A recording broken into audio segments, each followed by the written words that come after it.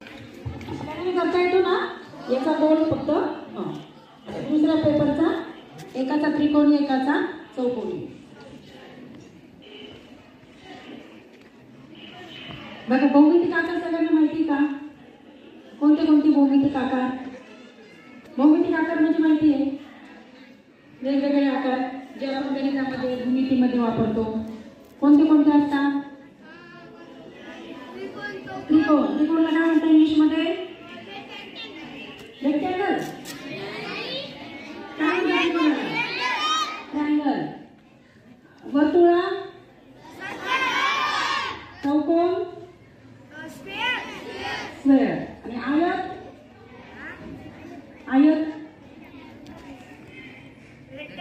Rectangle. आयत म्हणजे rectangle. बघा चौरस आणि चौकोन. अजून मला सांगा, जे मोठमोठे इमारती असतात, बघितली नवीन इमारत, तिथे खालच्या बेसमेंटला गेलात का? सगळ्यात खाली घेतला आपण 3 ते 4 ठिकाणी आणि हा त्रिकोणी खांब उभा केला.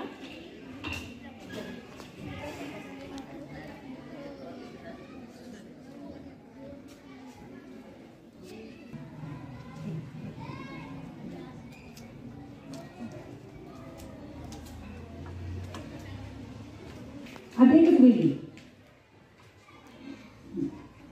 मग एक बाई उभी राहू शकते, त्याच्यावर आडवी राहू शकते. आता आपण दुसरी बाई याच्यावर आडवी ठेवून बघू.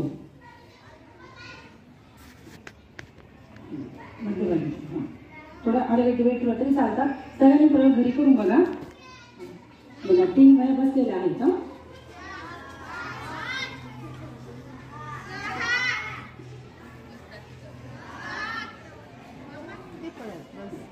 बसू ठेव ना. पडलेला भाग खायचा आपण त्यांना. पडू दे बघा. पडला का?